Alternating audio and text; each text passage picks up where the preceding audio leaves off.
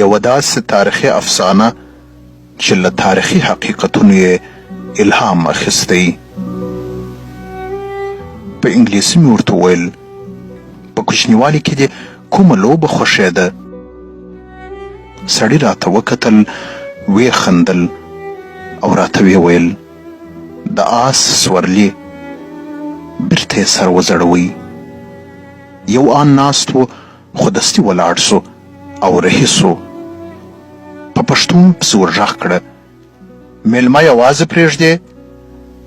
ژر یې راته وکتل، سترګې یې وځلېدې. په خوند یې وویل افغان یې؟ راغلی تر لاس یې ونیولم او ور ولاړ یې کړم. تر ډېره یې په غېږ کې نیولی وم او نه یې ایله کولم. ورته ومې ویل یا پرنګی یم. ورټوکې مه کوه، پرنګیان او داسې صافه پښتو ډېر سره لرې دي. ورته ومې ویل ډیوډ جونز یم. په 1919 کال کې ارګ ته درغلی وم. 3 کسه وو. د چانسلر خط مو دروړی و.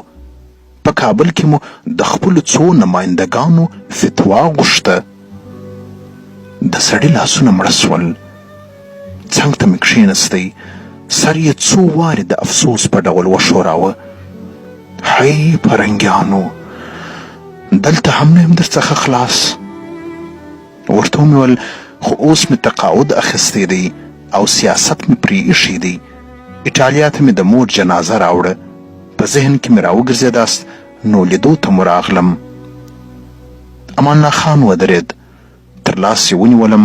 په مسکا یې وویل راځه کور ته ولاړ سو.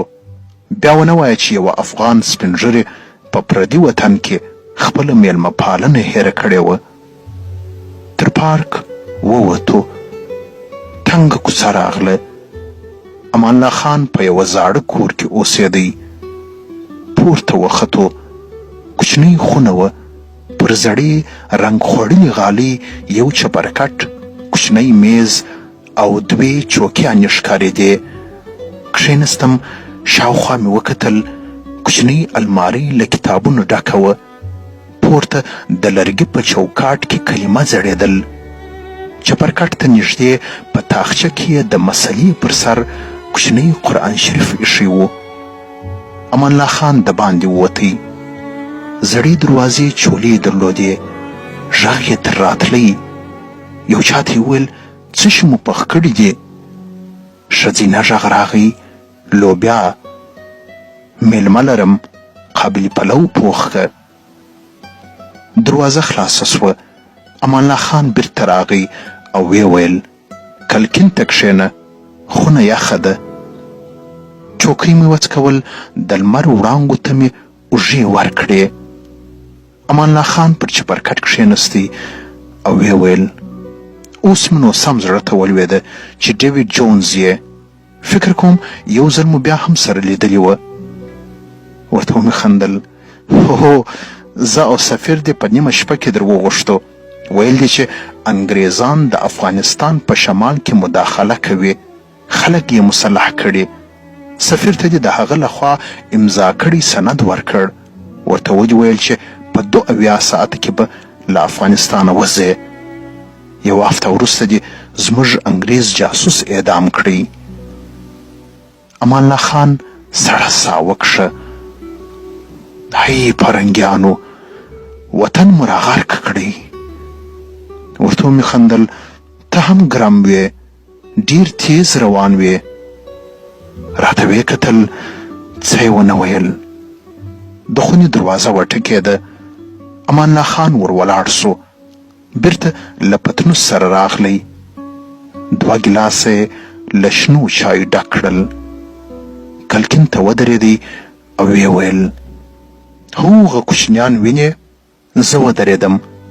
لاندې پاک او صحتمند کوچنیان روان ول. خندل یې او د مکتب بستې یې په شا وې. امان الله خان ویل دا کوچنیان پوچ نه جارو کوي. ټوله ورځ په بزو پسې هم نه دي روان. لوږه نه پیژني. مکتب ته ځي، خاندي، تفریح لري، تلویزیون ته ګوري، غم نه ویني، د ټوپک ټک یې نه دی اورېدلی. روغ دي له ژونده خوند اخلي.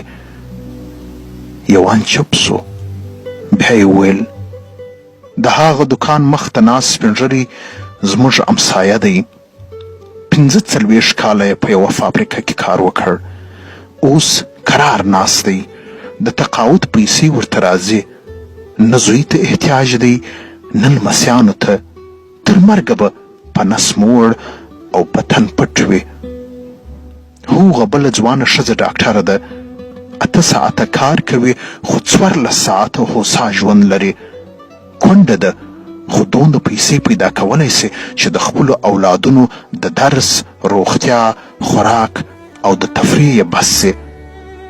دا د روم تر ټولو غریبه سیمه ده خو کورونه یې 24 ساعته برق، ګاز او اوبه لري. کوڅې یې پخې، مکتب او روغتون نږدې دي. په دې ټوله غریبه سیمه کې به یو فقیر هم ونه وینې. چپ سو او بیرته پر خپل ځای کښېنستی. د چایو پیاله یې ور پورته کړه او ویې ویل ته رښتیا وایې، زه تیز تلم ځکه وخت کم و. ما ویل چې په خپل ژوند کې یو پرمختللی افغانستان ووینم، داسې وطن چې اوسېدونکي یې د دې خلکو په څیر آرام ژوند ولري، لوږه ونه پیژني، تعلیم وکړي، د ځان او نورو په حقونو پوه سي، ښه او بد ور معلوم سي، په کورونو کې د مرچو جوړولو پر ځای د کتابونو ځای جوړ کړي او نور یې په یوه او بل نوم غلط نه کړي. بیا چپ سو، له پیالې یې غوړپ وکړ، سړه اسویلې یې وکښل. ایټالویان له دوهم نړیوال جنګ راووتل. ټوله ایټالیا خاورې سوه خو خلک یې پوه او تعلیم یافته وه. په 10 کلونو کې یې بیرته ایټالیا کړه. اوس موټران او تیارې جوړوي. خو زما خلک بې سواده وه. ماغزه به مې ورسره خوړل. په عادي خبرو به یې قناعت نه کاوه. یو ځل بیا چپ سو، په ترخه خندا یې وویل یو وخت یو څو سپین ږیري راغلل. دوی په کابل کې روان ریل لیدلی و نو غصه یې نه کنټرولېده. ویل یې چې ښار ته دې د اوسپنې ښامار راوستی، خوراک یې اور دی، شیطان یې چلوي. ورسره ووتم، په ریل کې مې کښېنول او دوره مې ورکړه. پوه مې کړل چې ریل د مسافرو او تجارتي اجناسو لپاره تر ټولو ګټوره او ارزانه لار ده. ورته ومې ویل چې دا ریل له اوسپنې او لرګو جوړه ده، د ډبرو په سکرو کار کوي، انسان یې چلوي. هر څه یې په خپلو سترګو ولیدل. خو کله چې ریل ودرېد بیرته به یې همهغه پخوانۍ خبره راواخیسته. تور شیطان او د اوسپنې ښامار یې نه غوښت.